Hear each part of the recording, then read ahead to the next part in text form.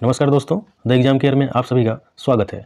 आइए हम स्टार्ट करते हैं आज पर्यावरण ईवीएस एनसीईआरटी का टॉप 30 क्वेश्चन, जो कि सीटेट 2024 के लिए बहुत ही महत्वपूर्ण प्रैक्टिस सीरीज होंगे। और जितने भी क्वेश्चन हमने लिए हुए हैं टॉप 30 में, सभी प्रीवियस ईयर में पूछे गए हैं। ओके, इस प्रैक्टिस सीरीज में हमारा ईवीएस एनसीईआरटी का चैप्टर से भी क्वेश्चन होंगे और पेडागोजी भी होगा। तो आप सभी लोग वीडियो के साथ आखिरी तक बने रहिए, जिससे कि सभी टॉप 30 के इम्पोर्टेंट क्वेश्चन समझ सकें और जो भी क्वेश्चन नहीं आ रहे हों आप उसको याद कर लीजिएगा। तो आइए स्टार्ट करते हैं अपना practice series. Question number first, tapioca का दूसरा नाम है। तो टैपिओका जो है, इसका दूसरा नाम क्या है? मूली, कप्पा, अदरक या फिर शकरकंद। तो देखिए, इसका राइट आंसर हो जाएगा option number B, kappa. Tapioca को क्या कहते हैं? कप्पा कहते हैं। आते हैं नेक्स्ट क्वेश्चन। क्वेश्चन नंबर 2, दक्षिणी भारत में मनाए जाने वाले फसल काटने वाले पर्व हैं। तो दक्षिण भारत में जो फसल कटने पर कौन सा पर्व मनाए जाते हैं उसको बताना है। तो देखिए, इसमें सेकंड का जो राइट आंसर होगा वो हो जाएगा हमारा सी, ओणम। थर्ड ऑप्शन सही हो जाएगा, ओणम, पोंगल, उगादि और विशु। ये सभी हमारे दक्षिण भारत में मनाए जाने वाले पर्व हैं। कब? जब फसल कटती है तब। आते हैं नेक्स्ट क्वेश्चन पर। क्वेश्चन नंबर 3, वर्ली जनजाति, वर्ली आर्ट जो कि एक कला भी है, के लिए सुप्रसिद्ध है, जो कि बनती है। तो क्या बनती है? वर्ली कला जो वर्ली आर्ट के द्वारा घास और पत्थरों से, किससे बनती है? घास और पत्थरों से, बांस और पत्थरों से, गाय के गोबर और मिट्टी से, मिट्टी और पत्थरों से। तो किससे बनती है? तो देखिए, इसका राइट आंसर हो जाएगा ऑप्शन नंबर ई, गाय के गोबर और मिट्टी से क्या बनती है? वर्ली आर्ट। तो सभी क्वेश्चन इंपॉर्टेंट है, प्रीवियस ईयर में पूछे गए हैं।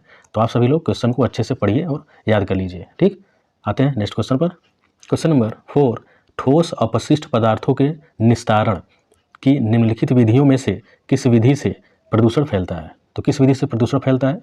भूमि की भराई से, कंपोस्ट से, कृमियों से खाद बनाना या फिर भस्म करना। भस्म करना मतलब जला देना होता है। तो अगर हम अपशिष्ट, अगर कोई ठोस अपशिष्ट है उसको निस्तारण करेंगे तो हम उसको क्या करेंगे? जला देंगे। अगर क्या करें? जला दें तो हमारा क्या हो जाएगा? उससे प्रदूषण फैलता है। ठीक, आते हैं नेक्स्ट क्वेश्चन पे। क्वेश्चन नंबर 5, वह स्थान जो कि दीर्घकाल से बाढ़ से प्रभावित होता है स्थानीय लोगों में का कारण होगा। क्या कारण होगा? अगर बहुत अधिक समय से क्या हो? बाढ़ग्रस्त हो, बाढ़ से प्रभावित हो इलाका वो, तो स्थानीय लोग में क्या कारण होगा? वहाँ का पुनर्वास हो जाएगा, स्थानांतरण हो जाएगा, देश प्रत्यावर्तन होगा या फिर पुनर्स्थापन होगा। तो 5 का हमारा राइट आंसर हो जाएगा ऑप्शन नंबर 2, स्थानांतरण हो जाएगा। ठीक, जहाँ अधिक बाढ़ आएगी वहाँ क्या करेंगे? सभी लोग स्थानांतरित हो जाएंगे। आते हैं नेक्स्ट क्वेश्चन पर। क्वेश्चन नंबर 6, अजय भोपाल में है, उसे गंगटोक और पुडुचेरी के सम्मेलन में उपस्थित होना है। जहाँ पर अजय है वहाँ से गंगटोक और पुडुचेरी की क्या स्थिति है? तो देखिए, यहाँ पे नक्शे से सवाल पूछा गया है। तो इसका आंसर जो देखिए दिया हुआ है, पश्चिम, उत्तर पश्चिम और दक्षिण पश्चिम में होगा, उत्तर पश्चिम और दक्षिण पूर्व में होगा, उत्तर पूर्व और दक्षिण पूर्व में, या फिर उत्तर पूर्व और दक्षिण पश्चिम में होगा। तो 6 का हमारा जो राइट आंसर हो जाएगा ऑप्शन हो जाएगा सी, उत्तर पूर्व और दक्षिण पूर्व में। ठीक, आप इसको नक्शे बना के भी समझ सकते हैं। भारत का नक्शा अगर पता हो तो वहाँ से आप भोपाल की स्थिति, गंगटोक की स्थिति और पुडुचेरी की स्थिति देख के यहाँ पे बता सकते हैं। थर्ड ऑप्शन यहाँ पे राइट हो जाएगा। ठीक, 6 का थर्ड। आते हैं नेक्स्ट क्वेश्चन पर। क्वेश्चन नंबर 7, माउंट एवरेस्ट की चोटी की ऊंचाई है। तो जो माउंट एवरेस्ट है इसकी चोटी की ऊंचाई कितनी है? तो इन चारों में से तो हमारा राइट आंसर हो जाएगा वो है सेकेंड, 8850 मीटर। कहीं कहीं यह 8848 मीटर भी दिया होता है, तो आप उसको भी याद कर लीजिएगा। ठीक, आते हैं नेक्स्ट क्वेश्चन पर। क्वेश्चन नंबर 8, टूटता तारा होता है कोई, जो टूटता हुआ तारा होता है उसे क्या कहते हैं? सिर्फ तारा कहेंगे या फिर धूमकेतु कहेंगे, उल्का कहेंगे या फिर क्षुद्र ग्रह कहेंगे? तो 8 का हमारा राइट आंसर हो जाएगा सी, उल्का। उसे उल्का पिंड भी कहा जाता है। तो टूटता तारा को क्या कहेंगे? उल्का। आते हैं नेक्स्ट क्वेश्चन पर। क्वेश्चन नंबर 9, खेजड़ी वृक्ष के बारे में नीचे दिए गए कथनों पर विचार कीजिए। तो यहाँ पे देखिए फर्स्ट दिया हुआ है, यह वृक्ष मुख्यतः रेगिस्तान क्षेत्र में पाया जाता है। ये सही है। मरुस्थलीय क्षेत्र में खेजड़ी वृक्ष पाया जाता है। और जो राजस्थान है उस राज्य का राष्ट्रीय वृक्ष भी हमारा क्या है, खेजड़ी है। ठीक, आते हैं ये बी में, इसे उगने के लिए अधिक जल की आवश्यकता नहीं होती। ये भी सही है। बहुत ज़्यादा पानी ये नहीं लेता है, बहुत कम पानी में ही अच्छे से उग जाता है।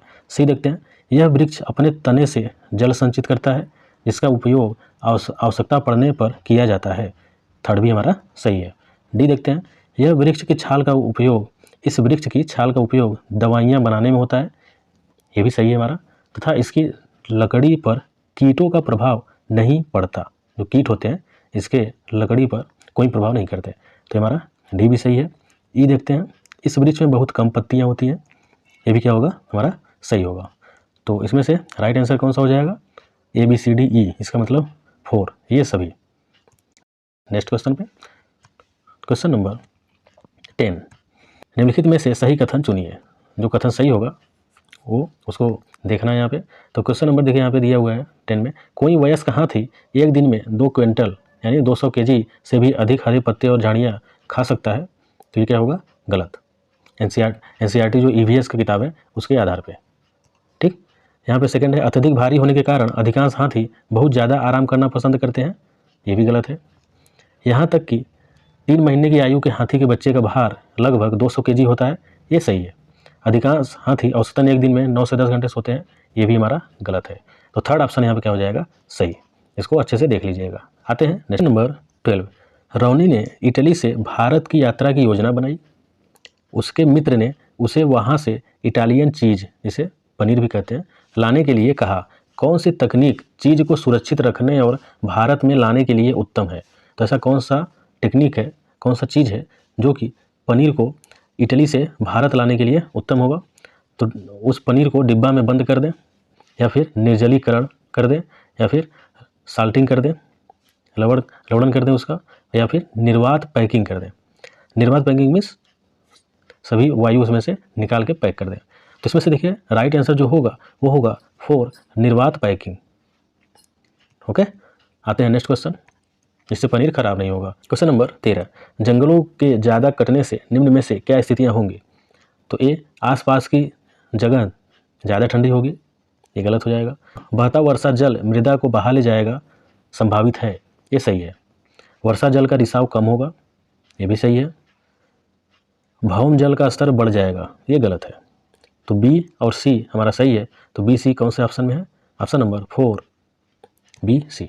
ठीक, जंगल को अगर ज़्यादा काट दिया जाए, ध्यान दीजिएगा, बहता जल जो है मृदा मिट्टी को क्या करेगा, बहा ले जाएगा, और वर्षा जल का जो रिसाव है वो कम हो जाएगा। ये भी ध्यान दीजिएगा, वर्षा कम होगी। आते हैं next question, question number 14, Mizoram के निकटवर्ती प्रतिवेशी 3 राज्य हैं। जो मिजोरम है उसके निकट 3 राज्य बताना है।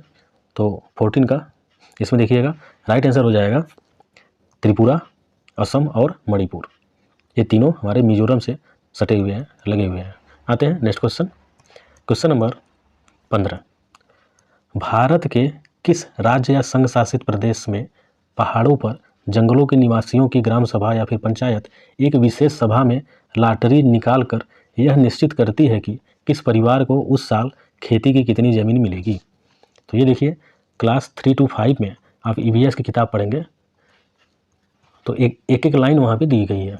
ठीक, तो कहाँ पे ऐसी बात कही गई है कि लॉटरी के माध्यम से साल में कौन खेती करेगा, उस साल खेती कौन करेगा लॉटरी के माध्यम से, कहाँ पे ऐसी चीज़ें होती हैं। तो देखिए यहाँ पे इसका राइट आंसर हो जाएगा 15 का बी, मिजोरम। कहाँ पे होती है, मिजोरम में। आते हैं नेक्स्ट क्वेश्चन, क्वेश्चन नंबर 16, आपकी मित्र कमज़ोर दांत और हड्डियों के कारण अस्वस्थ रहती है। उनके उबरने के लिए निम्न में से कौन सा विकल्प सर्वोत्तम है। अगर हड्डियों के कारण, जो कमज़ोर दांत हैं और हड्डियों के कारण अस्वस्थ रहती है, तो इससे उबरने के लिए कौन सा विकल्प सबसे सही है। तो देखिए 16 का राइट आंसर हो जाएगा 3rd, दूध, सब्जियां, पालक और फल। इन सभी का सेवन करिए, आपका जो कमज़ोर दांत होंगे या फिर हड्डियां कमज़ोर होंगी वो हमारी क्या हो जाएंगी, सही हो जाएंगी। ठीक, इन सभी में कैल्शियम पाई जाती है। आते हैं नेक्स्ट क्वेश्चन नंबर 17, 26 जनवरी 2001 को भुज में भूकंप के झटके लगे थे। भुज किस राज्य में स्थित है? तो जो भुज है वहाँ पे क्या आया था? भूकंप। तो भुज किस राज्य में स्थित है ये हमें बताना है। तो इसका देखिए गुजरात में है, महाराष्ट्र में, उत्तराखंड या फिर जम्मू कश्मीर। तो इसका राइट आंसर हो जाएगा 17 का ऑप्शन नंबर ए गुजरात। भुज जो है कहाँ पे है? गुजरात में। आते हैं नेक्स्ट क्वेश्चन, क्वेश्चन नंबर 18। पीतल जिसे ब्रास भी कहा जाता है के विषय निम्नलिखित में से सही कथन चुनिए।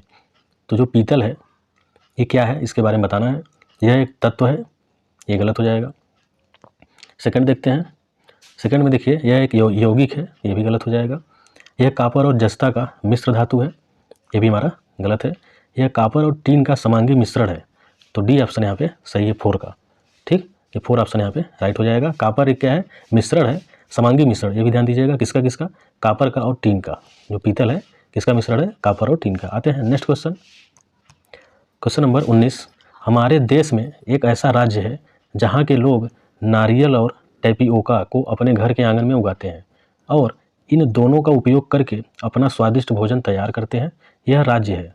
तो किस राज्य में ऐसा होता है? तो यहाँ पे देखिए कर्नाटक में, केरल में, तमिलनाडु या फिर तेलंगाना में। तो 19 का हमारा राइट आंसर हो जाएगा ऑप्शन नंबर बी केरल में। केरल में ऐसा किया जाता है। आते हैं नेक्स्ट क्वेश्चन, क्वेश्चन नंबर 20। एक शहरी परिवेश में कोई सब्जी बेचने वाला अपने उत्पाद को लंबे समय तक नहीं रख सकता और इस कारण तुरंत ही उसे कम दामों पर बेचने का निर्णय कर लेता है। तो ऐसा क्यों है? पहला, वह सूचना प्राप्त निर्णय लेने के लिए शिक्षित नहीं है, ये गलत है। उसमें विक्रय में बेचने की कला का अभाव है, ये भी हमारा गलत है, वो बेच सकता है। शीघ्र खराब होने वाली सामान होने के कारण संकटग्रस्त बिक्री है, ये सही है। 4 देखते हैं, उसे बाजार के नियमों का ज्ञान नहीं है, उसे ज्ञान है, इस बात का ध्यान दीजिएगा। यहाँ पे देखिए थर्ड ऑप्शन यहाँ पे राइट हो जाएगा। इस जो सामान शीघ्र खराब हो जाए उसके कारण वो क्या है? संकटग्रस्त है। आते हैं नेक्स्ट क्वेश्चन, क्वेश्चन नंबर 21। निम्न में से किन पक्षियों के चोंच में छानने की प्रणाली होती है?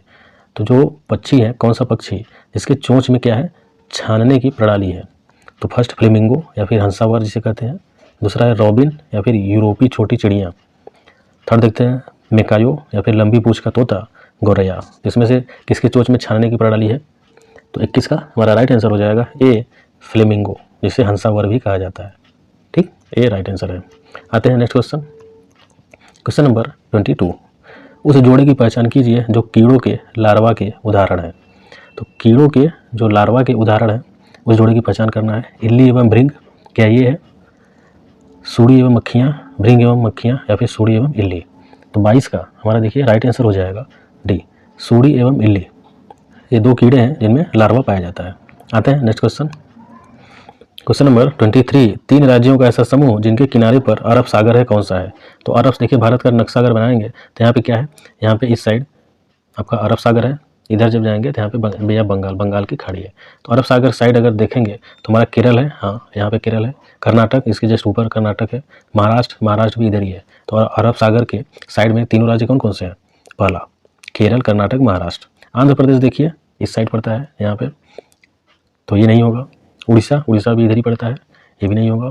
महाराष्ट्र, केरल, पश्चिम बंगाल, जो पश्चिम बंगाल है यहाँ पड़ता है, ये भी नहीं होगा। ठीक, तो फर्स्ट ऑप्शन सही है। आते हैं नेक्स्ट क्वेश्चन पे, क्वेश्चन नंबर 24। निम्न में से कौन सी ग्रीन हाउस गैस नहीं है? तो देखिए ध्यान दीजिएगा, ग्रीन हाउस गैस कौन सी नहीं है ये बताना है। तो यहाँ पे देखिएगा 24 का राइट आंसर हो जाएगा सी, सल्फर डाइऑक्साइड। जो सल्फर डाइऑक्साइड है ये ग्रीन हाउस गैस नहीं है। बाकी मीथेन जो है ग्रीन हाउस गैस है, कार्बन डाइऑक्साइड भी है और कार्बन मोनोऑक्साइड भी हमारा ग्रीन हाउस गैस है। ठीक, कौन सा नहीं है? Sulphur dioxide. आते हैं नेक्स्ट क्वेश्चन, क्वेश्चन नंबर 25। वह जंतु कौन सा है जो अपने कानों को अलग अलग दिशाओं में बहुत अधिक घुमा लेता है, जो बाहर की ध्वनि को इकट्ठा करने में उसकी सहायता करता है? तो ऐसा कौन सा जंतु है? ये देखिए हमारा EVS जो बुक है 3 to 5 में, उसमें लाइन टू लाइन दिया हुआ है, आप वहाँ देख भी सकते हैं। तो इसका देखिए 25 का राइट आंसर हो जाएगा ऑप्शन नंबर 4, बाघ।